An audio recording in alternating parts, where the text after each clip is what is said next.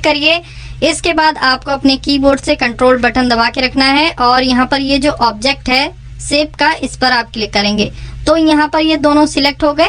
इसके बाद आप जाएंगे स्लाइसर में, यहाँ पर क्लिक करेंगे और यहाँ पर आपको ग्रुप का ऑप्शन मिलेगा। आप जैसे ही यहाँ ग्रुप पर क्लिक करेंगे तो जो आपका स्लाइसर और ये जो शेप है ये ग्रुप में हो जाएंगे।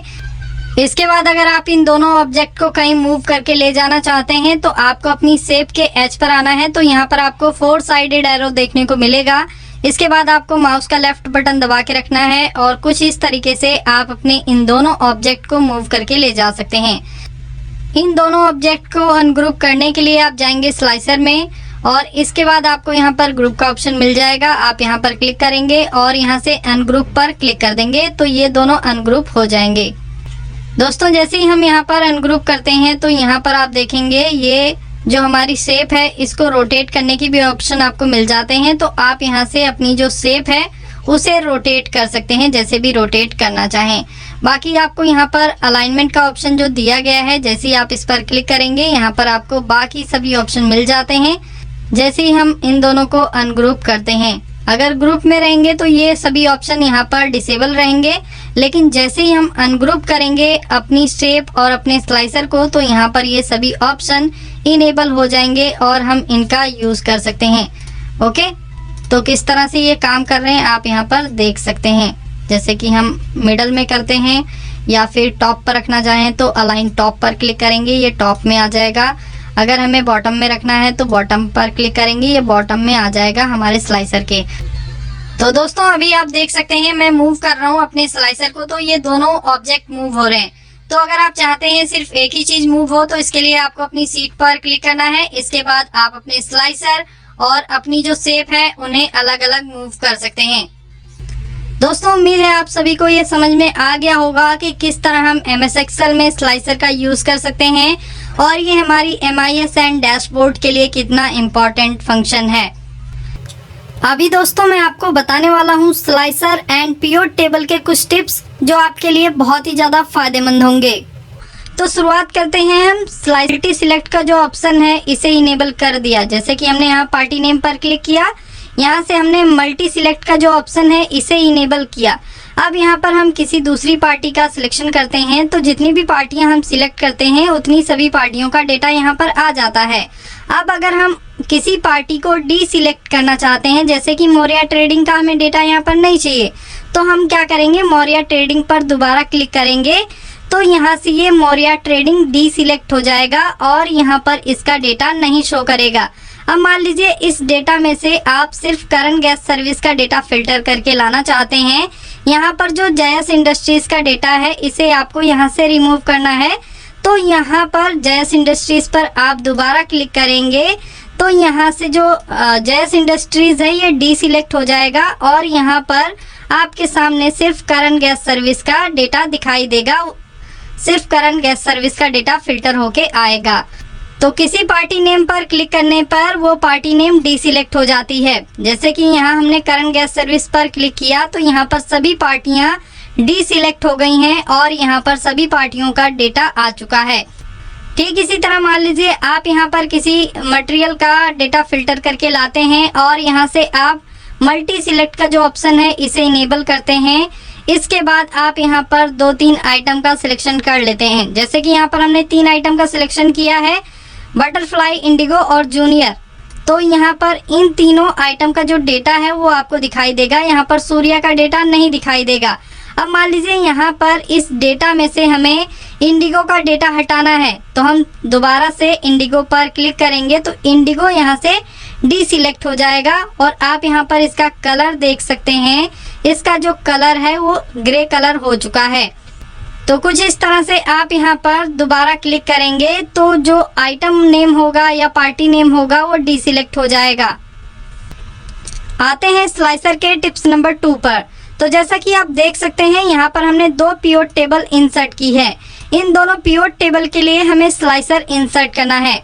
तो अगर मैं इस वाली पिवट टेबल के डेटा में कहीं पर भी क्लिक करके स्लाइसर इंसर्ट करता हूँ तो जो हमारा स्लाइसर कनेक्ट होगा वो इसी पिवट टेबल से कनेक्ट होगा, क्योंकि हमने इस डेटा में क्लिक करके यहाँ पर स्लाइसर इंसर्ट किया था।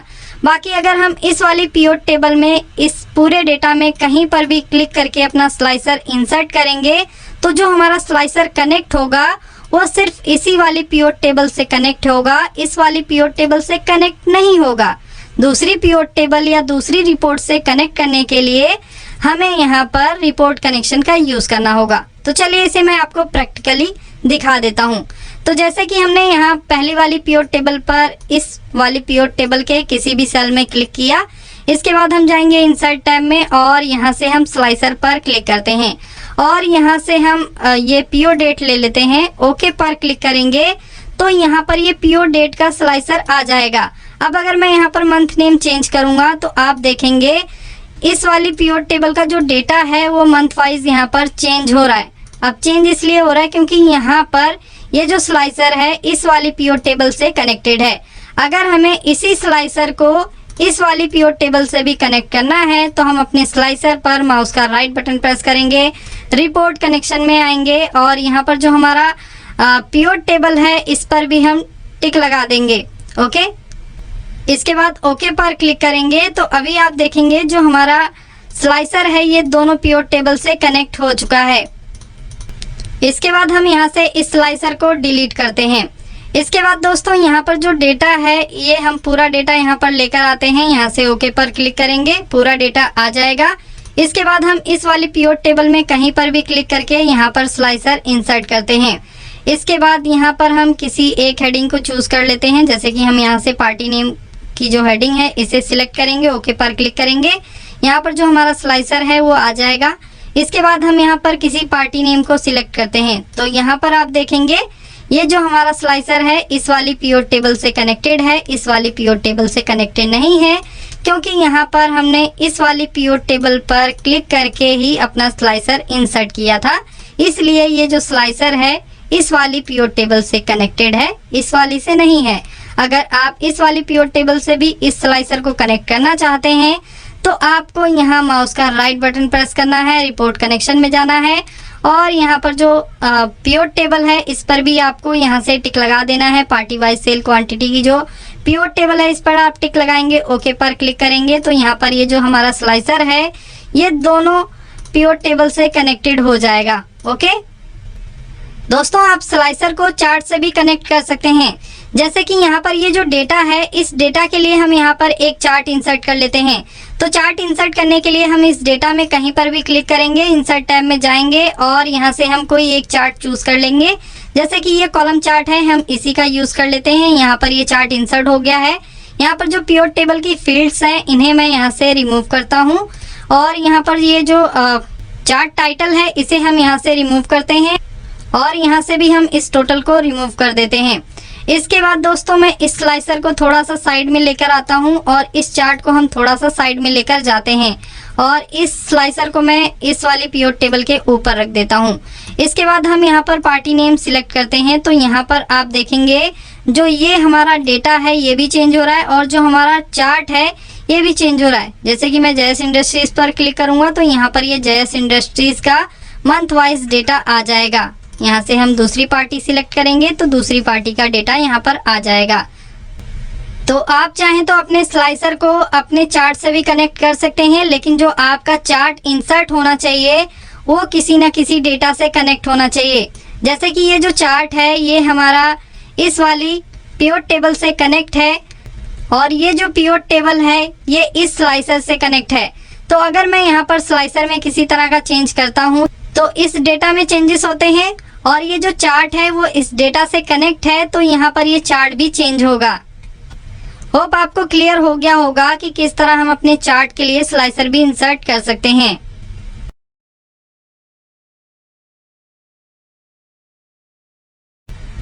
इसके बाद दोस्तों मैं आपको पीओ टेबल की कुछ टिप्स देने वाला हूं। जैसा कि आप देख सकते हैं यहाँ पर अजय ट्रेडिंग की जो सम ऑफ क्वांटिटी है 14,371 है और यहाँ पर ग्रैंड टोटल आप देख सकते हैं 97,560 है।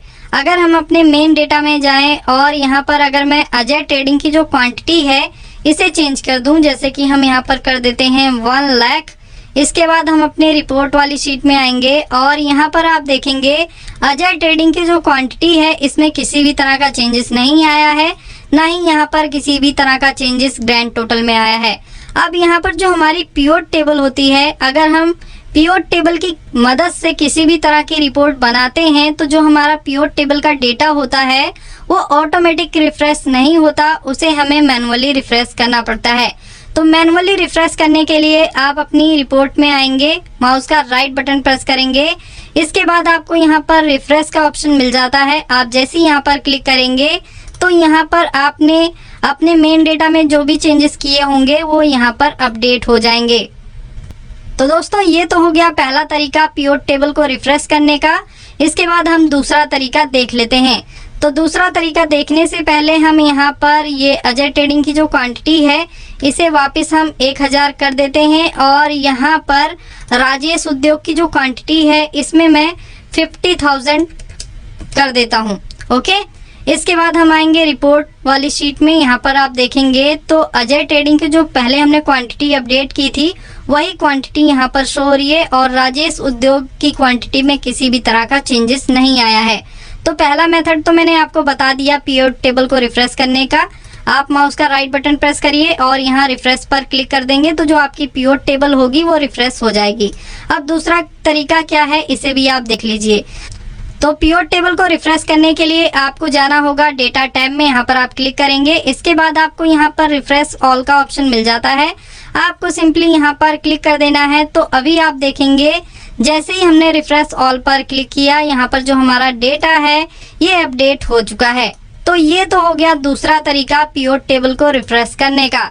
इसके बाद हम तीसरा तरीका देख लेते हैं पिवट टेबल को रिफ्रेश करने का। तो रिफ्रेश करने से पहले हम यहाँ मेन डेटा में आएंगे और यहाँ पर जो ओम ट्रेडर है इसकी क्वांटिटी को हम यहाँ से 1 लाख करेंगे। 1 लाख हमने कर दिया, एंटर प्रेस करेंगे और रिपोर्ट वाली शीट में आएंगे। यहाँ पर आप देखेंगे ओम ट्रेडर की क्वांटिटी इंक्रीज नहीं हुई है। अब यहाँ पर मैं आपको पिवट टेबल को रिफ्रेश करने का तीसरा तरीका बताता हूँ। तो इसके लिए आपको अपनी पिवट टेबल पर कहीं पर भी क्लिक करना है, माउस का राइट बटन प्रेस करेंगे। इसके बाद आपको यहाँ पिवट टेबल ऑप्शंस का एक ऑप्शन दिखाई देगा, आपको इस पर क्लिक करना है। इसके बाद आपको यहाँ पर एक डेटा का ऑप्शन दिखाई देगा, आप इस पर क्लिक करेंगे। इसके बाद आपको यहाँ पर एक ऑप्शन मिलेगा refresh data when opening the file. इसका मतलब ये है कि जब भी आप इस फाइल को क्लोज करके रीओपन करें तो यहाँ पर जो आपका डेटा है ये रिफ्रेश हो जाना चाहिए। तो इसके लिए हम क्या करेंगे, हम इस पर टिक लगा देंगे, ओके पर क्लिक करेंगे। इसके बाद हम यहाँ से ओके पर क्लिक कर देते हैं। इसके बाद हम इस सीट को यहाँ से क्लोज करते हैं, मैं इसे सेव कर देता हूँ और इसके बाद हम इस सीट को रीओपन करेंगे। तो अभी आप देखेंगे जो हमारी क्वांटिटी होगी ओम ट्रेडर की वो यहाँ पर इंक्रीज हो चुकी है और यहाँ पर जो ग्रैंड टोटल अमाउंट है ये भी चेंज हो चुका है, ग्रैंड टोटल क्वांटिटी है ये भी चेंज हो चुकी है। तो दोस्तों ये थे स्लाइसर एंड पिवट टेबल के कुछ टिप्स। दोस्तों इस पार्ट में हम सीखने वाले हैं किसी भी लाइव वेबसाइट का डेटा एक्सेल में इंपोर्ट करना। तो यहाँ पर मैंने 2 वेबसाइट का एग्जांपल लिया है। पहली वेबसाइट है नेशनल स्टॉक एक्सचेंज और दूसरी वेबसाइट है xrate.com। तो यहाँ पर इन दोनों वेबसाइट पर जो डेटा है वो हमेशा चेंज होता रहता है। तो उस डेटा को हम एक्सेल में इंपोर्ट करेंगे और उसी डेटा को हम एक्सेल में ऑटोमेटिक रिफ्रेश भी करेंगे।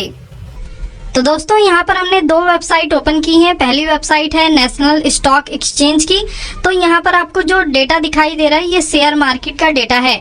इस डेटा को हम एक्सेल में इंपोर्ट करेंगे।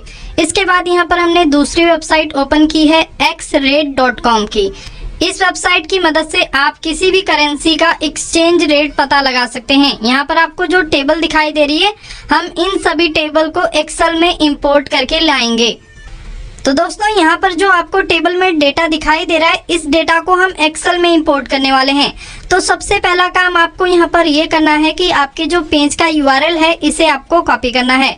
तो URL को कॉपी करने के लिए हम यहाँ पर क्लिक करेंगे तो पूरा URL सिलेक्ट हो जाएगा। बाकी आप चाहे तो यहाँ पर मैनुअली अपने URL को सिलेक्ट कर सकते हैं। इसके बाद हमें इसे कॉपी करना है तो हम Ctrl+C प्रेस करके इस URL को कॉपी कर लेंगे। इसके बाद हमें एक्सेल ओपन करना है। इसके बाद आपको जाना है डेटा टैब में, यहाँ पर आप क्लिक करेंगे। इसके बाद आपको यहाँ पर गेट एक्सटर्नल डेटा का ऑप्शन मिल जाता है, इस पर आपको सिंपली क्लिक करना है। इसके बाद आपको यहाँ पर फ्रॉम वेब का ऑप्शन मिलता है, आप इस पर क्लिक करेंगे। इसके बाद यहाँ पर ये न्यू क्वेरी की विंडो आ जाएगी। यहाँ पर आप देख सकते हैं msn.com लिखा हुआ है। यहाँ पर ये जो स्क्रिप्ट एरर आ रहा है इसे आपको यहाँ से यस कर देना है। इसके बाद अगर दोबारा एरर आएगा तो आपको दोबारा से यस करना है, तो मैं इसे दोबारा से यस कर देता हूँ। इसके बाद यहाँ पर ये जो विंडो है न्यू वेब क्वेरी की, इसे हम थोड़ा सा बड़ा कर लेते हैं। यहाँ से हम इसे बड़ा कर लेते हैं ताकि जो हमारी वेबसाइट का डेटा है वो हमें अच्छे तरीके से दिखाई देता रहे। इसके बाद यहाँ पर जो एड्रेस आपको दिखाई दे रहा है, इस एड्रेस को आपको यहाँ से डिलीट करना है। इसके बाद जो हमारे वेब पेज का यूआरएल था उसे हमें यहाँ पर पेस्ट करना है, जिसे अभी हमने कॉपी किया था उसे आप यहाँ पर पेस्ट करेंगे। इसके बाद आपको सिंपली यहाँ गो पर क्लिक कर देना है। इसके बाद यहाँ पर ये सिक्योरिटी वार्निंग आ रही है तो हमें इसे यस करना है, तो हम यस पर क्लिक कर देंगे। इसके बाद यहाँ पर स्क्रिप्ट एरर आ रहा है तो इसे हमें इनेबल करना है, तो हम यहाँ यस पर क्लिक करके स्क्रिप्ट को इनेबल करेंगे। दोबारा एरर आता है तो आप दोबारा यस पर क्लिक करेंगे। इसके बाद आप यहाँ पर देख सकते हैं जो हमारी वेबसाइट है वो यहाँ पर लोड हो चुकी है।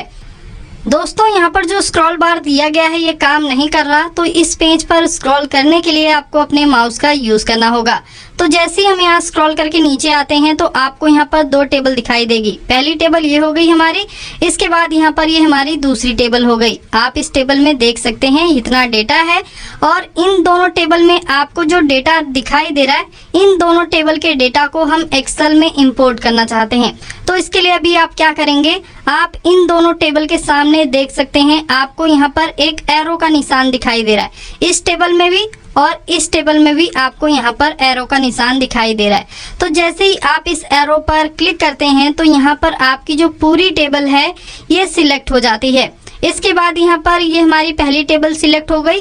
दूसरी टेबल को सिलेक्ट करने के लिए आपको यहाँ इस एरो पर क्लिक कर देना है। तो यहाँ पर दो टेबल थी तो हमने इन दोनों टेबल को सिलेक्ट कर लिया है। इसके बाद आपको यहाँ पर इंपोर्ट का ऑप्शन मिल जाता है, आपको सिंपली इस पर क्लिक करना है। इसके बाद आप जहां पर भी अपना डेटा इंपोर्ट करके लाना चाहते हैं आपको उस सेल को सिलेक्ट करना है। बाकी अगर आप यहां न्यू वर्कशीट पर अपना डेटा इंपोर्ट करके लाना चाहते हैं तो आप यहां न्यू वर्कशीट पर क्लिक करेंगे। फिलहाल हमें सेम सीट पर अपना डेटा इंपोर्ट करके लाना है तो हम यहां एग्जिस्टिंग वर्कशीट पर क्लिक करेंगे। बाकी आप चाहें तो यहां से अपना सेल का जो रेफरेंस नंबर है उसे चेंज कर सकते हैं। इसके बाद हम यहाँ ओके पर क्लिक कर देंगे। यहाँ पर किसी भी वेबसाइट से लाइव डेटा को इंपोर्ट होने में थोड़ा सा टाइम लगता है, तो आपको यहाँ पर थोड़ा बहुत वेट करना पड़ेगा। यहाँ पर आप देख सकते हैं जो हमारा डेटा है वो इंपोर्ट होके आ रहा है। तो जैसा कि आप देख सकते हैं यहाँ पर जो हमारी दोनों टेबल का डेटा था वो यहाँ इंपोर्ट होके आ चुका है। मैं इसे थोड़ा सा जूम कर लेता हूँ ताकि आपको जो डेटा है वो अच्छे तरीके से दिखाई देता रहे। तो स्क्रॉल करके नीचे आएंगे तो यहाँ पर भी आप देख सकते हैं जो हमारी दूसरी टेबल का डेटा था वो यहाँ नीचे आ चुका है। तो इन दोनों टेबल को हम सेपरेट करने के लिए यहाँ पर बॉर्डर सेट कर देते हैं ताकि हमें ये पता चल सके कि जो पहली टेबल है ये वाली है। इसे हम बोल्ड कर देते हैं इसकी हेडिंग, और यहाँ पर ये जो हमारी दूसरी टेबल का डेटा है इसे भी हम बॉर्डर सेट कर देते हैं। तो हम इस पूरे डेटा का सिलेक्शन करेंगे, ऑल बॉर्डर चूज करेंगे, बॉर्डर सेट हो गया। इसके बाद यहाँ पर जो हेडिंग है इसे भी हम बोल्ड कर देते हैं। दोस्तों हमारी वेबसाइट का जो डेटा था वो एक्सेल में इंपोर्ट होके आ गया है। इसके बाद मैं आपको ये बता देता हूँ कि किस तरह आप इस डेटा को ऑटोमेटिक रिफ्रेश कर सकते हैं। मतलब अगर इस वेबसाइट में कुछ भी करेंसी में चेंजेस आते हैं तो जो हमारा एक्सेल डेटा है ये ऑटोमेटिक चेंज होना चाहिए। तो इसके लिए आप क्या करेंगे, आपको जाना है डेटा टैब में, यहाँ पर आप क्लिक करेंगे। इसके बाद आपको यहाँ प्रॉपर्टीज का ऑप्शन मिल जाता है, आप इस पर क्लिक करेंगे। इसके बाद आपको यहाँ पर रिफ्रेश कंट्रोल मिलेगा, सेकंड ऑप्शन। यहाँ पर जो पहला ऑप्शन है इनेबल बैकग्राउंड रिफ्रेश का, तो इस पर आपको टिक लगा देना है। इससे होगा ये कि आप इस फाइल को अगर क्लोज भी कर देंगे तो भी जो आपका लाइव डेटा है वो एक्सेल में ऑटोमेटिक अपडेट होता रहेगा। इसके बाद दोस्तों अगर आप इस एक्सेल फाइल को ओपन करके रखना चाहते हैं और आप चाहते हैं जो आपका डेटा है वो हर 1 मिनट में, हर 15 मिनट में या हर 30 मिनट में ऑटोमेटिक रिफ्रेश होता रहे, तो इसके लिए आपको यहाँ पर सेकंड ऑप्शन मिलता है रिफ्रेश एवरी मिनट का, तो इस पर भी आपको टिक लगा देना है। इसके बाद यहाँ पर आपको टाइमिंग चूज करना है कि कितने मिनट बाद आप इस MS एक्सेल की फाइल को रिफ्रेश करना चाहते हैं। तो जैसे कि हम इस फाइल को रिफ्रेश करना चाहते हैं हर 1 मिनट में, तो हम यहाँ पर 1 मिनट टाइप कर देंगे। बाकी अगर आप 15 मिनट में रिफ्रेश करना चाहते हैं तो आप यहाँ 15 भी लिख सकते हैं। अगर आप 60 मिनट में रिफ्रेश करना चाहते हैं तो आप 60 मिनट भी लिख सकते हैं। बाकी यहाँ पर आप मिनिमम 1 मिनट ले सकते हैं और मैक्सिमम जितना आप चाहें उतना ले सकते हैं। तो यहाँ पर मैं लेता हूँ 1 मिनट। दोस्तों मान लीजिए आपने इस एक्सेल फाइल को क्लोज कर दिया है और आप इस फाइल को दोबारा ओपन करते हैं, तो आप यहाँ पर ये चाहते हैं कि जब भी आप इस एक्सेल फाइल को ओपन करें तो जो आपका डेटा है वो रिफ्रेश हो जाए। तो इसके लिए आपको यहाँ तीसरे ऑप्शन पर भी टिक लगा देना है। इसके बाद आपको सिंपली यहाँ ओके पर क्लिक कर देना है। तो यहाँ पर आपका जो लाइव डेटा है ये ऑटोमेटिक अपडेट होता रहेगा। यहाँ पर जो भी चेंजेस आएंगे, वेबसाइट पर जो भी चेंजेस आएंगे वो आपको एक्सेल में रिफ्लेक्ट होता दिखाई देगा। इसके बाद दोस्तों जो हमारी दूसरी वेबसाइट थी नेशनल स्टॉक एक्सचेंज की, उस वेबसाइट का डेटा भी हम एक्सेल में इंपोर्ट करके लाते हैं। तो इसके लिए हम गूगल क्रोम ओपन करेंगे, वेबसाइट पर जाएंगे। यहाँ पर इस वेबसाइट का और इस वेबसाइट का जो URL है इसे मैं मेंशन कर दूंगा डिस्क्रिप्शन में, तो आप वहां से जाके इस URL पर आ सकते हैं, इस वेबसाइट पर, इस पेज पर आ सकते हैं। इसके बाद दोस्तों हमें यहाँ पर ये चाहिए कि इस वेबसाइट का ये जो डेटा है, शेयर मार्केट का जो डेटा है, इसे हम एक्सेल में इंपोर्ट करना चाहते हैं। तो इसके लिए आपको क्या करना है, आपको यहाँ पर जो URL है इस पेज का, इसे आपको कॉपी करना है। इसके बाद आपको यहाँ एक्सेल ओपन करना है। इसके बाद आप जाएंगे डेटा टैब में, यहाँ पर आप क्लिक करेंगे। इसके बाद आपको यहाँ गेट एक्सटर्नल डेटा पर क्लिक करना है। इसके बाद यहाँ पर आप देखेंगे ये जो ऑप्शन है ये यहाँ पर डिसेबल है। तो अभी हमें क्या करना है, हमें कहीं बाहर क्लिक करना है, अपने इस डेटा से कहीं बाहर क्लिक करना है, क्योंकि यहाँ पर ये जो डेटा है ये भी हमारी वेबसाइट से लिंक है। ओके, तो हमें कहीं बाहर क्लिक करना है। इसके बाद आप आएंगे दोबारा डेटा टैब में, गेट एक्सटर्नल डेटा पर क्लिक करेंगे।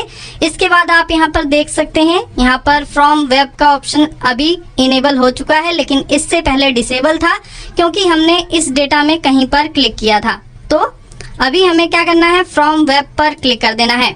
इसके बाद यहाँ पर ये विंडो ओपन होके आ जाएगी। यहाँ पर जो आपको एड्रेस दिखाई दे रहा है इसे आपको यहाँ से रिमूव करना है। तो हम यहाँ पर क्लिक करेंगे। इसके बाद यहाँ पर जो एड्रेस है इसे हमें यहाँ से रिमूव करना है, इसे आप यस पर क्लिक करेंगे। इसके बाद यहाँ पर जो एड्रेस आ रहा है इसे आप रिमूव करेंगे और जो आपकी वेबसाइट का URL था उसे आपको यहाँ पर पेस्ट कर देना है। इसके बाद आप यहाँ गो पर क्लिक करेंगे। तो दोस्तों यहाँ पर आप देख सकते हैं जो हमारी वेबसाइट का डेटा था वो यहाँ पर लोड होके आ चुका है। इसके बाद यहाँ पर हम स्क्रॉल बार का यूज कर लेते हैं। इस वेबसाइट में ये स्क्रॉल बार काम कर रहा है, लेकिन दूसरी वेबसाइट में स्क्रॉल बार नहीं काम कर रहा था। तो यहाँ पर जो ये टेबल है इसे हम एक्सेल में इंपोर्ट करके लाना चाहते हैं। लेकिन दोस्तों आप यहाँ पर देख सकते हैं इस टेबल के साथ में आपको किसी भी तरह का एरो का आइकन नहीं दिखाई दे रहा। आप नीचे भी आएंगे तो यहाँ नीचे भी आपको किसी भी तरह का एरो का आइकन नहीं दिखाई देगा। सबसे ऊपर आएंगे तो यहाँ पर आपको एक एरो का आइकन दिखाई देगा। यहाँ पर लिखा हुआ है click to select the entire page. यहाँ से हम स्क्रिप्ट एरर आ रहा है तो इसे हमें यस करना है, यस पर क्लिक करेंगे। इसके बाद यहाँ पर जो ऑप्शन है click to select the entire page, तो अभी हमें क्या करना होगा, इस पूरे पेज का सिलेक्शन करना होगा। इस पूरे पेज को हमें एक्सेल में इंपोर्ट करना होगा। तो अगर पूरा पेज एक्सेल में इंपोर्ट होके आएगा तो यहाँ पर ये सभी चीजें तो रहेंगी ही, लेकिन यहाँ पर जो हमारी ये टेबल है ये भी एक्सेल में इंपोर्ट होके आ जाएगी। तो अभी आपको क्या करना है, आपको सिंपली यहाँ पर जो एरो का आइकन दिखाई दे रहा है इस पर आपको क्लिक कर देना है। तो यहाँ पर आप देख सकते हैं ये टिक लग चुका है। इसके बाद हमें सिंपली यहाँ इंपोर्ट पर क्लिक करना है। तो दोस्तों जितना बड़ा आपका डेटा होगा उतना टाइम लगेगा एक्सेल में इंपोर्ट होने में। इसके बाद दोस्तों आपके सामने इंपोर्ट डेटा की विंडो आ जाएगी। इसके बाद आपको लोकेशन चूज करनी है जहां पर भी आप अपना डेटा इंपोर्ट करके लाना चाहते हैं। तो इस बार हम अपनी NSC जो वेबसाइट है उसका डेटा न्यू वर्कशीट पर लेकर आना चाहते हैं तो हम यहाँ न्यू वर्कशीट पर क्लिक करेंगे। इसके बाद हम यहाँ से ओके पर क्लिक कर देंगे तो एक नई सीट पर जो हमारा डेटा है वो यहाँ पर इंपोर्ट होके आ जाएगा। यहाँ पर थोड़ा टाइम लगेगा लोड होने में डेटा को, तो आपको थोड़ा बहुत यहाँ वेट करना पड़ेगा। तो दोस्तों जैसा कि आप देख सकते हैं जो हमारा डेटा है वो एक्सेल में इंपोर्ट होके आ चुका है। यहाँ पर आपको किसी भी तरह की फॉर्मेटिंग करनी है तो आप यहाँ पर फॉर्मेटिंग कर सकते हैं, इसमें आपको किसी भी तरह की दिक्कत नहीं आएगी। आप यहाँ पर कॉलम का साइज घटा या बढ़ा सकते हैं और यहाँ पर जो हेडिंग है इसे हम थोड़ा सा बोल्ड कर देते हैं ताकि ये जो हमारा डेटा है ये अच्छे तरीके से हमें दिखाई दे। यहाँ पर हम इस पूरे डेटा का सिलेक्शन करेंगे और इसमें बॉर्डर सेट कर देंगे। तो बॉर्डर सेट करेंगे तो यहाँ पर आपका जो डेटा है वो और भी अच्छे तरीके से आपको यहाँ पर दिखाई देगा। इसके बाद दोस्तों एक्सेल डेटा को ऑटोमेटिक रिफ्रेश करने के लिए आपको जाना है डेटा टैब में। आप यहाँ पर क्लिक करेंगे। इसके बाद आपको यहाँ प्रॉपर्टीज का ऑप्शन मिल जाता है, आप इस पर क्लिक करेंगे। इसके बाद यहाँ रिफ्रेश कंट्रोल में आएंगे, यहाँ इनेबल बैकग्राउंड रिफ्रेश पर टिक लगा देंगे। यहाँ रिफ्रेश एवरी मिनट पर भी टिक लगा देंगे और यहाँ से आप अपना टाइमिंग चूज कर लेंगे जितने मिनट बाद आप इस सीट को रिफ्रेश करना चाहते हैं। तो हम यहाँ पर 10 मिनट ले लेते हैं, हम हर 10 मिनट के बाद इस सीट को रिफ्रेश करना चाहते हैं। ओके, इसके बाद हम यहाँ तीसरे ऑप्शन पर भी टिक लगा देते हैं ताकि जब भी हम इस फाइल को क्लोज करके ओपन करें तो जो हमारा डेटा है ये ऑटोमेटिक रिफ्रेश हो जाना चाहिए। इसके बाद आपको सिंपली यहाँ ओके पर क्लिक कर देना है। इसके बाद आपको इस फाइल को एक नॉर्मल फाइल की तरह सेव करना है। तो सेव करने के लिए आप अपने कीबोर्ड से F12 बटन प्रेस करेंगे। इसके बाद यहाँ पर ये सेव एज की विंडो आ जाएगी। इसके बाद आपको यहाँ पर लोकेशन चूज करनी है जहाँ पर भी आप अपनी एक्सेल सीट को सेव करना चाहते हैं। तो मैंने ये डॉक्यूमेंट वाला फोल्डर चूज कर लिया है। फाइल नेम में आएंगे, यहाँ पर हमें अपनी फाइल को कोई भी नाम दे देना है, जैसे कि मैंने इस फाइल को ये नाम दे दिया है। इसके बाद हम यहाँ पर फोल्डर दूसरा ही चूज कर लेते हैं। यहाँ पर एक्सेल फाइल का फोल्डर है, मैंने इसे चूज किया। इसके बाद सेव एज टाइप में आपको एक्सेल वर्कबुक ही रखना है, यहाँ पर आपको चेंज करने की जरूरत नहीं है। इसके बाद आपको सिंपली यहाँ सेव पर क्लिक कर देना है। इसके बाद आपको यहाँ पर कुछ भी करने की जरूरत नहीं है। अगर यहाँ वेबसाइट पर किसी भी तरह का डेटा अपडेट होता है तो वो आपकी एक्सेल सीट में ऑटोमेटिक अपडेट हो जाएगा। इस पार्ट में आप सीखेंगे MS एक्सेल के टॉप 12 टिप्स एंड ट्रिक्स जो आपके लिए बहुत ही ज़्यादा फायदेमंद होंगे।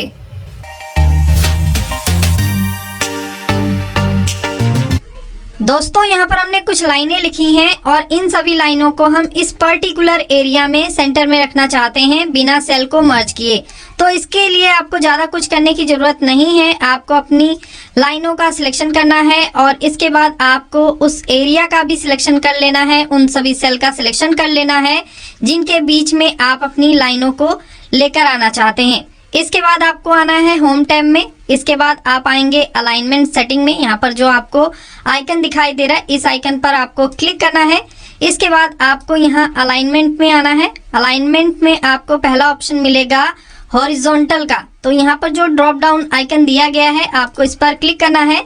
इसके बाद यहाँ पर आपको एक ऑप्शन मिलेगा सेंटर अक्रॉस सिलेक्शन, इस पर आपको क्लिक करना है। इसके बाद आप ओके पर क्लिक कर देंगे तो यहाँ पर आपकी जो लाइनें होंगी आपके सिलेक्टेड एरिया में सेंटर में आ जाएंगी बिना सेल मर्ज हुए।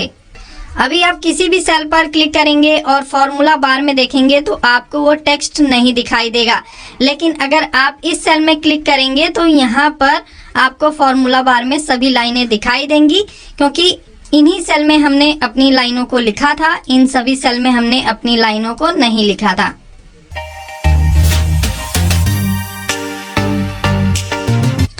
दोस्तों यहाँ पर जो लाइनें लिखी हुई हैं इन सभी लाइनों को हम कुछ इस तरीके से मर्ज करना चाहते हैं।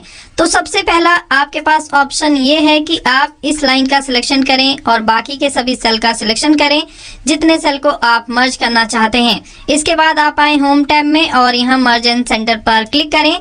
तो यहाँ पर जितने भी सेल का आपने सिलेक्शन किया होगा वो एक ही सेल में मर्ज हो जाएंगे और यहाँ पर जो आपका कंटेंट होगा वो एक सेल में आ जाएगा और सेंटर में आ जाएगा। ठीक इसी तरह आपको दूसरी लाइन का भी सिलेक्शन करना है, बाकी के सभी सेल का सिलेक्शन करना है। इसके बाद मर्ज एंड सेंटर पर क्लिक कर देना है। तो यहाँ पर जो भी आपका कंटेंट होगा वो आपके सेल में सेंटर में आ जाएगा। तो अगर आप इस मेथड का यूज करते हैं तो इसी काम को करने में आपको काफी ज्यादा टाइम देना होगा, लेकिन अभी जो ट्रिक मैं आपको बताने वाला हूँ, इस ट्रिक का यूज करके आप इसी काम को कुछ ही सेकंड्स में कर सकते हैं। तो सबसे पहले हम इसे अंडू कर लेते हैं। तो इसके लिए हम Ctrl+Z प्रेस करेंगे तो यहाँ पर अंडू हो जाएगा। इसके बाद हम इन सभी लाइनों का सिलेक्शन कर लेते हैं और जितने भी सेल में हमें इन सभी लाइनों को मर्ज करना है उन सभी सेल का सिलेक्शन कर लेते हैं। इसके बाद आपको होम टैब में आना है और यहाँ पर आपको मर्ज एंड सेंटर के साथ में एक ड्रॉप डाउन आइकन दिखाई दे रहा है, इस पर आपको क्लिक करना है। इसके बाद आपको यहाँ पर एक ऑप्शन मिलेगा मर्ज एक्रॉस का, तो आपको सिंपली इस पर क्लिक कर देना है। तो यहाँ पर आप देख सकते हैं जो हमारी सभी लाइनें थी वो यहाँ पर एक ही सेल में मर्ज होके आ चुकी हैं। अब अगर आप इन सभी लाइनों को सेंटर में रखना चाहते हैं या मिडल में रखना चाहते हैं तो होम टैब में आपको अलाइनमेंट के ऑप्शन मिल जाते हैं। आप यहाँ से इन्हें राइट, लेफ्ट या मिडल में जैसे भी रखना चाहें रख सकते हैं।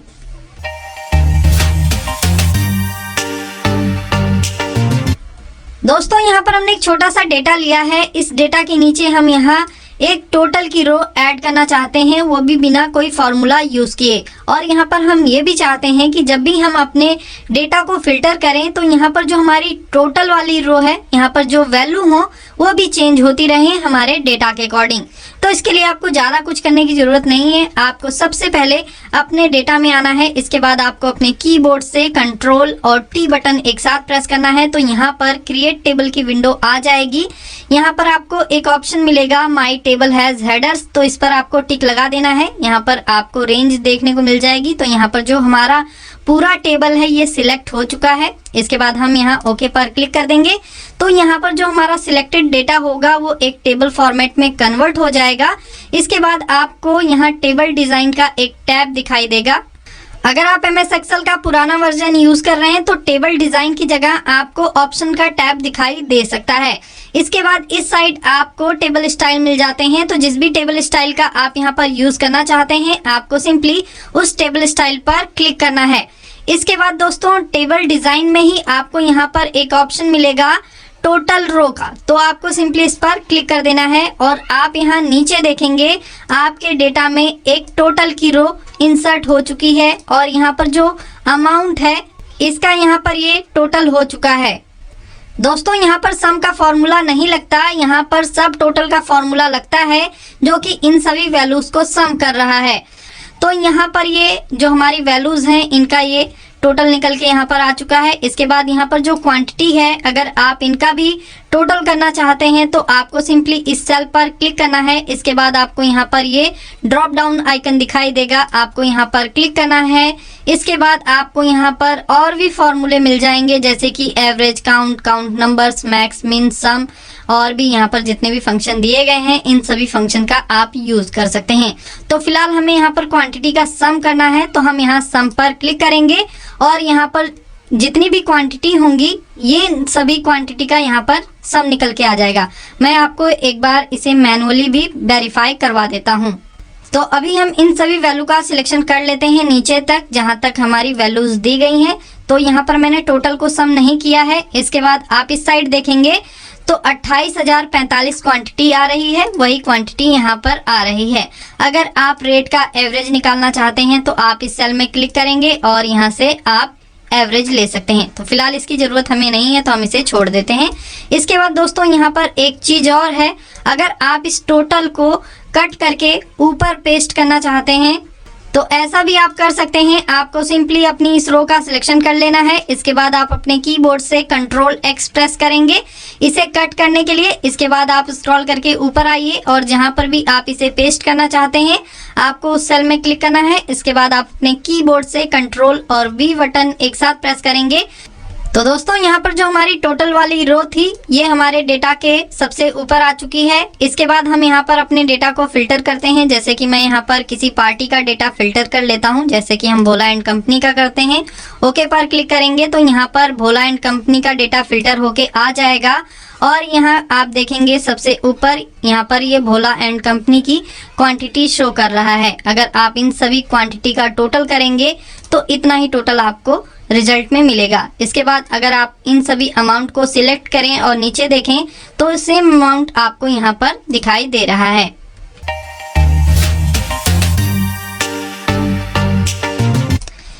दोस्तों यहाँ पर जितनी भी वैल्यूज दी गई हैं, इन सभी वैल्यूज का रनिंग टोटल हम निकालना चाहते हैं, वो भी बिना कोई फॉर्मूला यूज किए। तो इसके लिए आपको ज्यादा कुछ करने की जरूरत नहीं है, आपको सिंपली अपनी वैल्यू का सिलेक्शन करना है, जितनी वैल्यूज का आप रनिंग टोटल निकालना चाहते हैं। इसके बाद आप यहाँ नीचे आएंगे तो आपको यहाँ पर क्विक एनालिसिस का एक आइकन दिखाई देगा, आपको सिंपली इस आइकन पर क्लिक करना है। बाकी अगर आपको ये आइकन नहीं दिखाई देता तो आपको अपने कीबोर्ड से कंट्रोल और क्यू बटन एक साथ प्रेस करना है। तो यहाँ पर ये क्विक एनालिसिस का जितने भी ऑप्शन होंगे वो सभी ऑप्शन आपके सामने आ जाएंगे। इसके बाद हमें जाना है टोटल्स में, यहाँ पर हम क्लिक करेंगे। इसके बाद यहाँ पर जो पहला रनिंग टोटल है इसको आपको यूज नहीं करना है, आपको यहाँ पर एक आइकन दिखाई देगा नेक्स्ट का, आपको इस पर क्लिक करना है। इसके बाद यहाँ पर जो लास्ट का रनिंग टोटल का ऑप्शन दिया गया है इस पर आपको क्लिक करना है। तो यहाँ पर आप देख सकते हैं जितनी भी वैल्यूज यहाँ पर दी गई थी, इन सभी वैल्यूज का यहाँ पर रनिंग टोटल निकल के आ चुका है।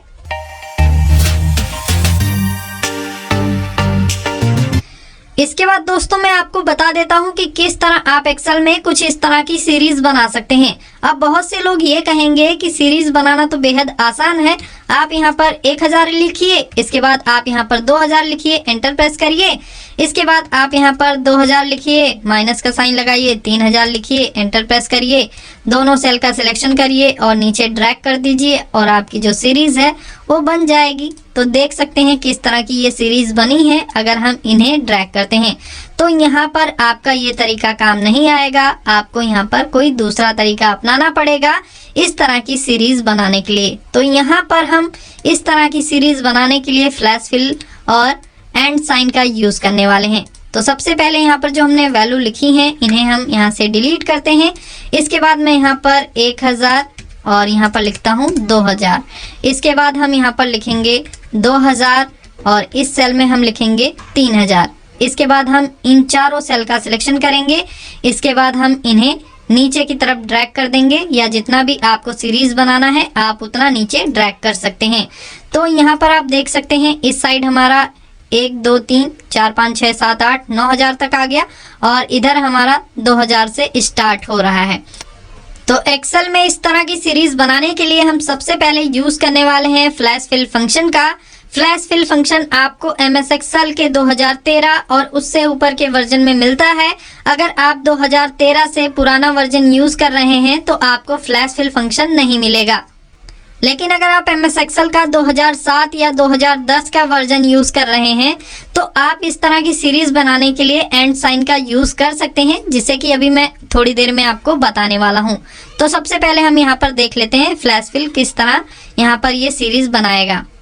तो सबसे पहले हम यहाँ पर लिखते हैं 1000, इसके बाद स्पेस देंगे, माइनस का साइन लगाएंगे, स्पेस देंगे, 2000 लिखेंगे, एंटर प्रेस करेंगे। इसके बाद हम अपने कीबोर्ड से कंट्रोल और ई बटन एक साथ प्रेस करेंगे, जो कि फ्लैश फिल का शॉर्टकट है।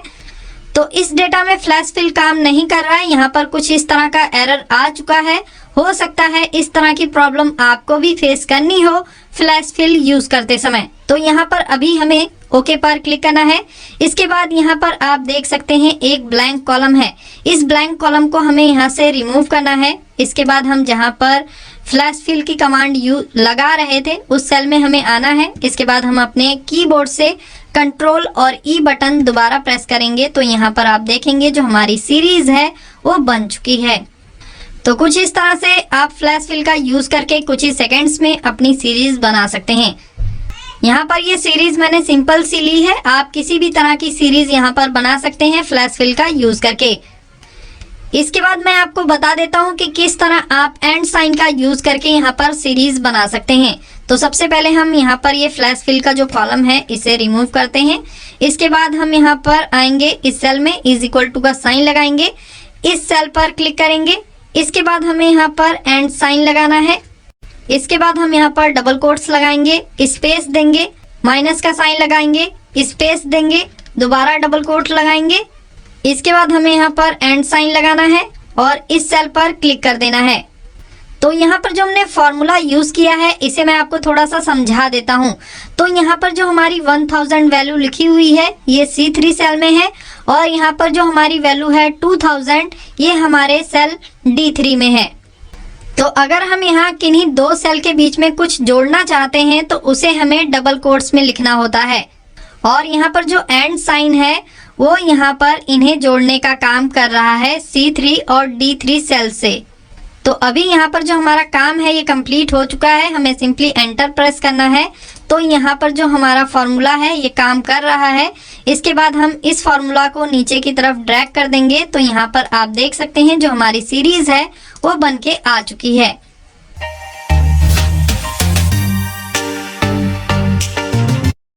दोस्तों अगर हमें एक्सेल में 11 अंकों तक की कोई वैल्यू लिखनी हो तो उसे हम बड़ी आसानी से लिख सकते हैं। इसमें हमें किसी तरह की प्रॉब्लम फेस नहीं करनी होगी।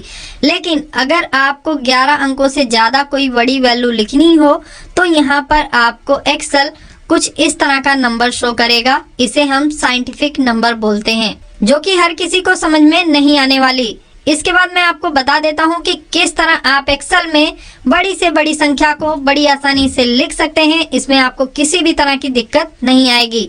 तो सबसे पहले हम इस वैल्यू को डिलीट करते हैं। इसके बाद हमें उन सभी सेल का सिलेक्शन कर लेना है जिसमें हमें अपनी वैल्यू लिखनी है।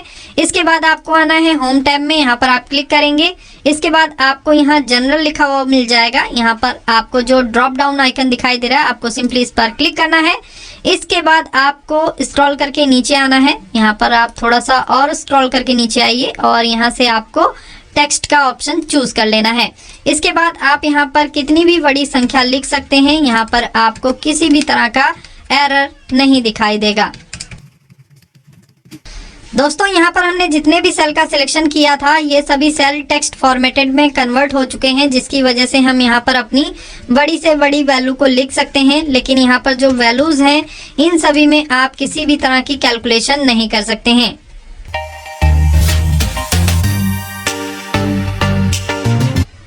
दोस्तों अगर आप एक ही सेल में बहुत सी लाइनें इंसर्ट करना चाहते हैं और अपना टेक्स्ट लिखना चाहते हैं तो इसके लिए आप अपने कीबोर्ड से ऑल्ट और एंटर बटन का यूज कर सकते हैं।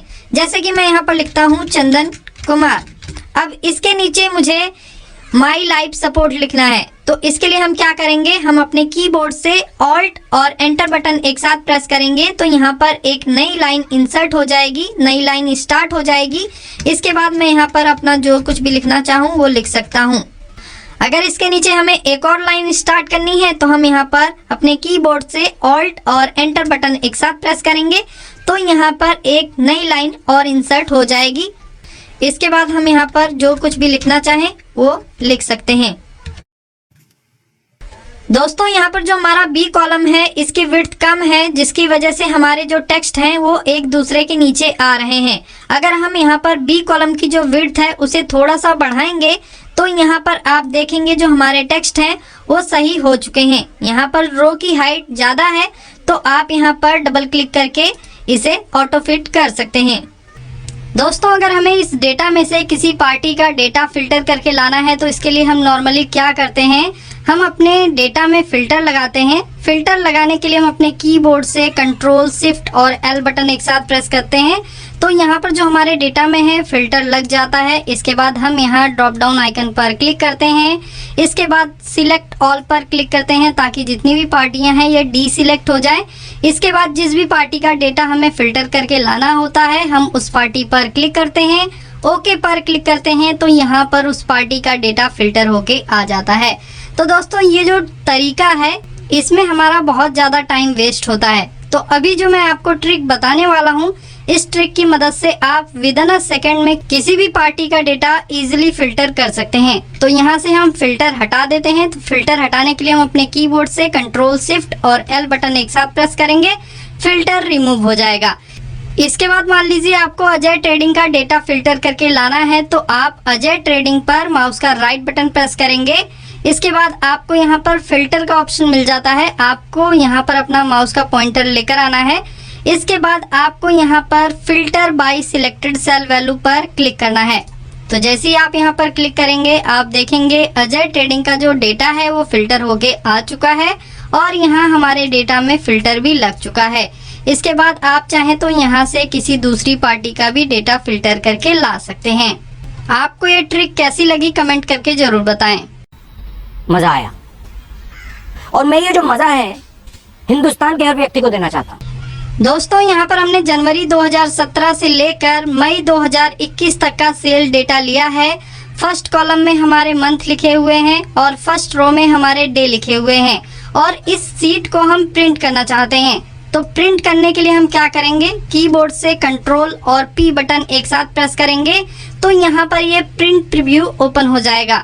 यहाँ पर आप प्रीव्यू में देख सकते हैं, यहाँ पर फर्स्ट कॉलम में हमारा जो मंथ है वो आ रहा है और फर्स्ट रो में हमारे डे आ रहे हैं और यहाँ पर इस सीट में किसी भी तरह की दिक्कत नहीं है। लेकिन जैसे ही मैं यहाँ पर पेज 2 पर चलता हूँ, अगर मैं यहाँ पर क्लिक करूँ तो ये पेज 2 आ जाता है। यहाँ पर आप इस डेटा में देखेंगे तो मंथ तो आ रहा है लेकिन यहाँ पर डे नहीं आ रहा, तो जिसकी वजह से हमें ये नहीं पता चलेगा कि ये जो वैल्यू है ये किस डे की है। ठीक इसी तरह अगर हम पेज नंबर 3 को चेक करें तो यहाँ पर आप देखेंगे डे आ रहा है लेकिन मंथ नहीं आ रहा, तो यहाँ पर ये जो सेल फिगर लिखी हुई है ये हमें पता नहीं चलेगा कि ये जो सेल फिगर है ये किस मंथ की है। ठीक इसी तरह अगर आप पेज नंबर 4 को चेक करेंगे तो यहाँ पर ना मंथ आ रहा है ना डे आ रहा है। तो अगर आप एज इट इज इस सीट को प्रिंट करके अपने बॉस या मैनेजर को दे देंगे तो वो आपसे तो बिल्कुल भी खुश नहीं होंगे। हो सकता है आपको 2-4 बातें सुनने को भी मिल जाएं। तो इसका क्या सॉल्यूशन है, चलिए देख लेते हैं। तो हम यहाँ बैक बटन पर क्लिक करके अपनी शीट में आ जाएंगे। अब हम यहाँ पर ये चाहते हैं कि जो हमारी फर्स्ट रो में डे लिखे हुए हैं और फर्स्ट कॉलम में जो हमारे मंथ लिखे हुए हैं ये हमारी सभी पेजेस पर प्रिंट होके आए। तो इसके लिए हम क्या करेंगे, हम रो नंबर 1 पर क्लिक करेंगे तो यहाँ पर ये हमारी पूरी रो सिलेक्ट हो जाएगी। इसके बाद कंट्रोल बटन दबा के रखेंगे और हम ए कॉलम पर क्लिक करेंगे जिसमें कि हमारे मंथ लिखे हुए हैं। तो यहाँ पर हमारे डे भी सिलेक्ट हो गए और मंथ भी सिलेक्ट हो गया। इसके बाद आपको जाना है नेम बॉक्स में, यहाँ पर आप क्लिक करेंगे और यहाँ पर आपको टाइप करना है प्रिंट अंडरस्कोर टाइटल्स। इसके बाद एंटर प्रेस करेंगे। इसके बाद अगर आप दोबारा से कंट्रोल और पी बटन दबाएं और आप प्रिंट प्रीव्यू में देखेंगे तो फर्स्ट पेज में तो ठीक आ रहा है, सेकंड पेज को चेक करते हैं तो यहाँ पर आप सेकंड पेज में देखेंगे तो हमारे डे आ रहे हैं और मंथ भी आ रहा है। थर्ड पेज को चेक करेंगे तो यहाँ पर भी हमारा डे आ रहा है और यहाँ मंथ आ रहा है। तो यहाँ पर जो हमारी प्रॉब्लम का सॉल्यूशन था वो हमें मिल चुका है। तो कुछ इस तरह से आप इस ट्रिक का यूज कर सकते हैं। बाकी दोस्तों अगर आप इसी ट्रिक को मैनुअली अप्लाई करना चाहते हैं तो इसके लिए आपको जाना है पेज लेआउट में और आपको यहाँ पर प्रिंट टाइटल का ऑप्शन मिल जाता है। यहाँ से आप अपनी रो का जो रेफरेंस है इसे भी चेंज कर सकते हैं और जिस भी कॉलम को आप प्रिंट करना चाहते हैं सभी पेजेस पर उसे भी आप यहाँ से चेंज कर सकते हैं।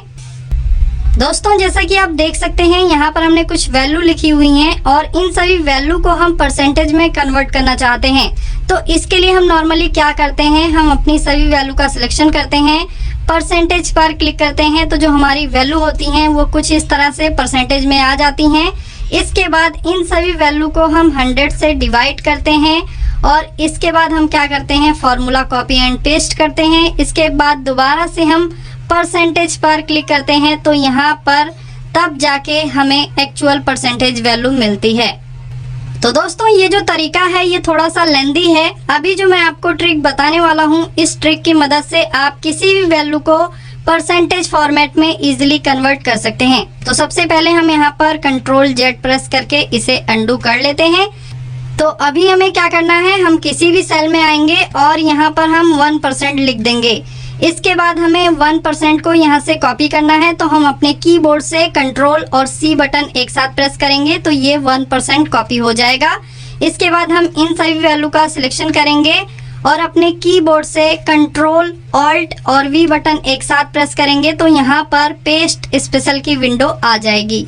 इसके बाद हमें यहाँ मल्टीप्लाई पर क्लिक करना है और यहाँ से हम ओके पर क्लिक कर देंगे। तो यहाँ पर आप देख सकते हैं जो हमारी सभी वैल्यू हैं वो परसेंटेज के फॉर्मेट में कन्वर्ट हो चुकी हैं। इसके बाद आप चाहें तो यहाँ से 1% को डिलीट कर सकते हैं। पेस्ट स्पेशल ऑप्शन आपको यहाँ पेस्ट में मिल जाता है। ड्रॉप डाउन आइकन पर क्लिक करेंगे तो यहाँ पर आपको ये पेस्ट स्पेशल ऑप्शन मिल जाता है जहाँ से आप इसका यूज कर सकते हैं। दोस्तों जैसा कि आप इस डेटा में देख सकते हैं फर्स्ट रो में हमारे डे लिखे हुए हैं और यहाँ फर्स्ट कॉलम में हमारे सभी मंथ लिखे हुए हैं। अगर मैं स्क्रॉल करके इस डेटा में नीचे जाता हूँ तो जो हमारा डे है वो यहाँ पर इस डेटा में नहीं दिखाई देता और ठीक इसी तरह अगर मैं इस डेटा में राइट साइड को मूव होता हूँ तो यहाँ पर जो हमारा मंथ है जो कि फर्स्ट कॉलम में लिखा हुआ था वो भी यहाँ पर नहीं दिखाई दे रहा है। तो अगर आप चाहते हैं कि स्क्रॉल करके नीचे जाने पर जो आपका डे है वो आपको हमेशा दिखाई दे और ठीक इसी तरह आपका मंथ भी आपको हमेशा दिखाई दे, तो इसके लिए आप इन रो और कॉलम को फ्रीज कर सकते हैं। तो यहाँ पर हम अपनी फर्स्ट रो और फर्स्ट कॉलम को फ्रीज करना चाहते हैं तो इसके लिए हमें इस सेल में क्लिक करना होगा। बाकी अगर आप यहाँ पर अपनी 2 रो या 2 कॉलम को फ्रीज करना चाहते हैं तो इसके लिए आप इस सेल में क्लिक करेंगे। तो यहाँ पर हम अपनी फर्स्ट रो और फर्स्ट कॉलम को फ्रीज करना चाहते हैं तो इसके लिए हम इस सेल पर क्लिक करेंगे। इसके बाद हम जाएंगे व्यू टैब में, यहाँ पर क्लिक करेंगे और यहाँ पर आपको फ्रीज पेन का ऑप्शन मिल जाएगा। आपको सिंपली इस पर क्लिक करना है। इसके बाद यहाँ पर जो पहला ऑप्शन है फ्रीज पेन्स का, इस पर आप क्लिक कर देंगे। तो यहाँ स्क्रॉल करके नीचे जाने पर आप देखेंगे जो हमारा डे का रो है वो यहाँ पर हमें दिखाई दे रहा है। ठीक इसी तरह अगर मैं राइट साइड में मूव होता हूँ इस डेटा के तो यहाँ पर आप देखेंगे जो फर्स्ट कॉलम है वो यहाँ पर हमें दिखाई दे रहा है। ओके, तो कुछ इस तरह से आप इस ट्रिक का यूज कर सकते हैं। बाकी अगर आप इसे अनफ्रीज करना चाहें तो इसके लिए आपको जाना है दोबारा से व्यू टैब में और इसके बाद आपको आना है फ्रीज पेन्स में, यहाँ पर आप क्लिक करेंगे और यहाँ पर जो पहला ऑप्शन है अनफ्रीज पेन्स का, इस पर आप क्लिक कर देंगे। तो यहाँ पर जो भी आपने रो और कॉलम को फ्रीज किया था वो अभी अनफ्रीज हो जाएगा और स्क्रॉल करने पर आपको यहाँ पर रो नहीं दिखाई देगी। और अगर आप राइट साइड में मूव होके जाएंगे तो यहाँ पर जो फर्स्ट कॉलम में आपका मंथ लिखा हुआ था वो भी आपको यहाँ पर नहीं दिखाई देगा। ओके दोस्तों, यहाँ पर जो डेटा है इस डेटा में हम पीओ डेट को पहले कॉलम में लेकर जाना चाहते हैं। तो इसके लिए हम नॉर्मली क्या करते हैं, हम यहाँ पर एक ब्लैंक कॉलम को इंसर्ट करते हैं। इसके बाद पीओ डेट को यहाँ से कट करते हैं और इस कॉलम पे क्लिक करने के बाद हम यहाँ पर पेस्ट कर देते हैं। इसके बाद यहाँ पर जो ब्लैंक कॉलम होता है हम इसे यहाँ से डिलीट कर देते हैं। तो दोस्तों ये एक लेंदी प्रोसेस है किसी भी डेटा को मूव करने का। अब मैं आपको अपनी ट्रिक बताता हूँ जिसकी मदद से आप इस काम को चुटकियों में कर सकते हैं। जैसे कि मान लीजिए हमें पीओ नंबर को पहले कॉलम में लेकर जाना है तो इसके लिए हम क्या करेंगे, पीओ नंबर वाले कॉलम पर क्लिक करेंगे। इसके बाद हम इस कॉलम के एच पर आएंगे तो यहाँ पर आपको 4 साइडेड एरो देखने को मिलेगा। इसके बाद हम यहाँ पर अपने कीबोर्ड से शिफ्ट बटन दबा के रखेंगे और माउस का लेफ्ट बटन दबा के हम इसे कुछ इस तरीके से मूव करेंगे। अभी आप देखेंगे यहाँ पर आपको ये ग्रीन लाइन दिखाई दे रही है। इसका मतलब ये है कि जो डेटा मूव होगा वो यहाँ पर मूव होके आएगा। तो अगर मैं अपने माउस का लेफ्ट बटन छोड़ता हूँ और शिफ्ट बटन भी अगर हम छोड़ देते हैं तो यहाँ पर आप देखेंगे ये जो डेटा है ये मूव होके आ चुका है। ठीक इसी तरह मान लीजिए आप पीओ नंबर पीओ डेट को पार्टी नेम के बाद रखना चाहते हैं तो इसके लिए आप इन दोनों कॉलम का सिलेक्शन करेंगे। इसके बाद आप इस कॉलम के एच पर आएंगे, सिलेक्टेड कॉलम के एच पर आएंगे। इसके बाद आप अपने कीबोर्ड से शिफ्ट बटन दबा के रखेंगे, माउस का लेफ्ट बटन दबाएंगे। इसके बाद आप इस डेटा को जहां पर भी मूव करके ले जाना चाहें वहां पर मूव करके ले जा सकते हैं। आप यहां पर ये देखेंगे ग्रीन लाइन आ रही है, इसका मतलब ये है कि ये डेटा यहां पर मूव होके आएगा। तो जैसे ही आप अपने माउस से लेफ्ट बटन छोड़ेंगे और शिफ्ट बटन छोड़ेंगे तो यहाँ पर आप देखेंगे जो डेटा है वो मूव होके आ गया है। दोस्तों यहाँ पर आप अपने कॉलम के डेटा को तो मूव कर ही सकते हैं, साथ ही साथ अगर आप अपने किसी रो के डेटा को मूव करना चाहें तो आप ऐसा भी कर सकते हैं। जैसे कि मान लीजिए हम इस डेटा को सबसे नीचे लेकर जाना चाहते हैं। यहाँ पर ये डेटा हमारा मौर्य ट्रेडिंग से स्टार्ट हो रहा है और मौर्य ट्रेडिंग से खत्म हो रहा है। इस पूरे डेटा को हम सबसे लास्ट में लेकर जाना चाहते हैं। तो इसके लिए हम इस सिलेक्टेड डेटा के एच पर आएंगे, कीबोर्ड से शिफ्ट बटन दबा के रखेंगे, माउस का लेफ्ट बटन दबाएंगे। इसके बाद हम इस डेटा के नीचे आएंगे। तो यहाँ पर हम इस डेटा के नीचे आ गए और यहाँ पर आप देखेंगे ये ग्रीन पट्टी आ रही है, ग्रीन लाइन आ रही है। तो जैसे ही हम यहाँ पर अपने माउस का लेफ्ट बटन और कीबोर्ड से शिफ्ट बटन छोड़ेंगे, यहाँ पर जो हमारा डेटा है वो मूव होके आ जाएगा। को एक्सेल के वैल्यू फार्मूले के बारे में बताने वाला हूँ। तो जैसा इस फार्मूले का नाम है वैसा ही इसका काम है और यहाँ पर मैं आपको टोटल 5 एग्जाम्पल दिखाने वाला हूँ। तो चलिए शुरू करते हैं पहले एग्जाम्पल से। तो यहाँ पर दोस्तों हमने कुछ वैल्यू मेंशन कर रखी हैं और यहाँ पर ये सभी वैल्यूज टेक्स्ट फॉर्मेट में कन्वर्ट हैं। अगर हम इस वैल्यू का इन सभी वैल्यूज़ का सम करना चाहें तो नहीं कर सकते। चलिए देखते हैं। तो यहाँ पर हमने ऑल्ट इक्वल प्लस दबाया, तो यहाँ पर आप लोग देख सकते हैं ये ऊपर की रेंज को पिक नहीं कर रहा, क्योंकि ये जो रेंज है ये सभी टेक्स्ट फॉर्मेट में कन्वर्ट हो चुकी है, जिसकी वजह से हम इन सभी वैल्यूज़ का सम नहीं कर सकते। और अगर हम इन सभी वैल्यू को सिलेक्ट करें और यहाँ नीचे जाके देखें तो यहाँ पर आपको काउंट 5 दिखाएगा, यहाँ पर सम या एवरेज आपको नहीं दिखाएगा। तो चलिए देख लेते हैं क्या है इसका सॉल्यूशन। तो इसका सॉल्यूशन ये है कि आपको यहाँ पर वैल्यू फार्मूला यूज़ करना है। तो इसके लिए हम यहाँ पर इक्वल टू का साइन लगाएंगे, टाइप करेंगे वैल्यू और इसके बाद हम टैब की प्रेस कर लेते हैं। इसके बाद हम इस सेल पर क्लिक कर देंगे, ब्रैकेट क्लोज करेंगे, एंटर प्रेस कर देंगे। तो यहाँ पर आप लोग देख सकते हैं जो हमारी वैल्यू पहले टेक्स्ट फॉर्मेट में थी वो अभी नॉर्मल फॉर्मेट में कन्वर्ट हो चुकी है। इसके बाद हम यहाँ पर डबल क्लिक कर देंगे तो ये जो फार्मूला है ये नीचे की साइड फिलअप हो जाएगा। इसके बाद अगर हम यहाँ पर सम का फार्मूला लगाना चाहें तो यहाँ पर लगा सकते हैं। तो यहाँ पर हम ऑल्ट प्लस दबाएंगे तो यहाँ पर आप लोग देख सकते हैं हमारा जो सम का फार्मूला था वो लग चुका है और यहाँ पर हमारी टोटल वैल्यू निकल के आ चुकी है।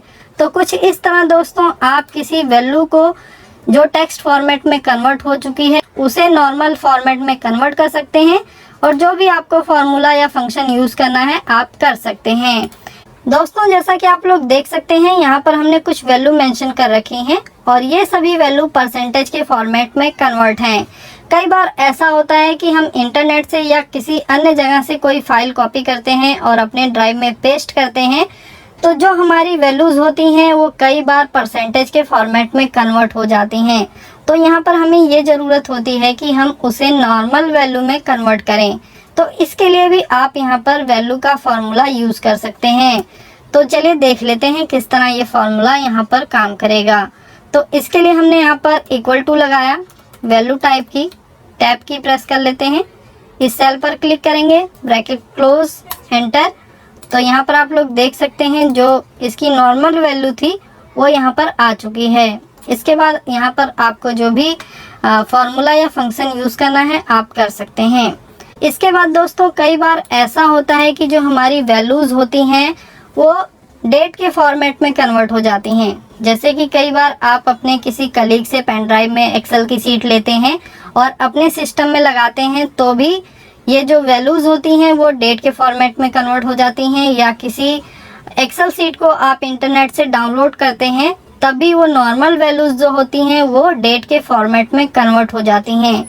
तो यहाँ पर भी आप वैल्यू फार्मूले का यूज़ करके किसी भी डेट के फॉर्मेट में कन्वर्ट हुई वैल्यूज़ को नॉर्मल वैल्यूज़ में कन्वर्ट कर सकते हैं। जैसे कि यहाँ पर अगर मैं 20,000 मेंशन करता हूँ जैसे कि, तो यहाँ पर आप लोग देखेंगे जो मैंने 20,000 मेंशन किया था वो भी डेट के फॉर्मेट में कन्वर्ट हो गया। अगर मैं यहाँ पर 18,000 मेंशन करता हूँ, 1,80,000 मेंशन कर दिया तो भी यहाँ पर ये डेट के फॉर्मेट में कन्वर्ट हो गया।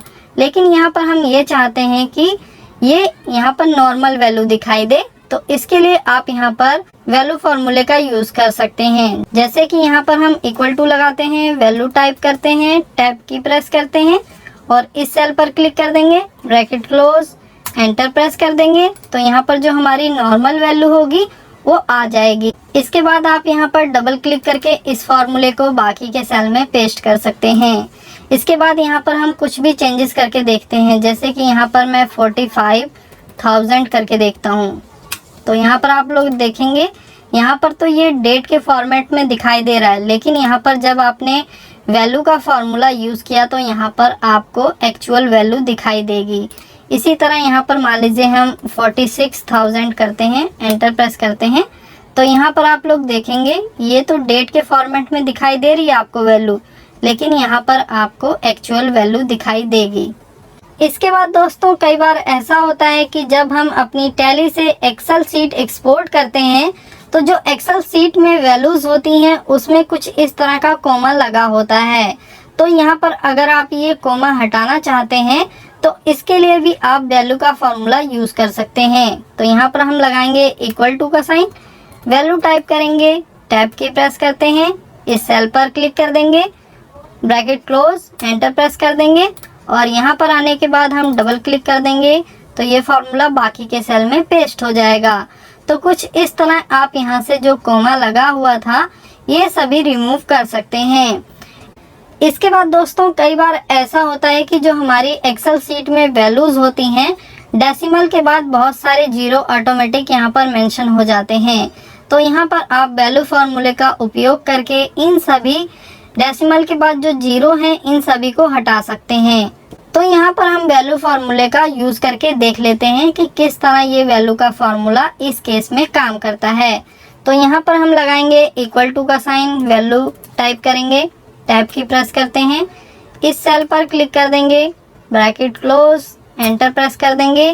तो यहाँ पर आप लोग देख सकते हैं जो 25,000 में डेसिमल के बाद 4 जीरो थी वो हट चुकी है।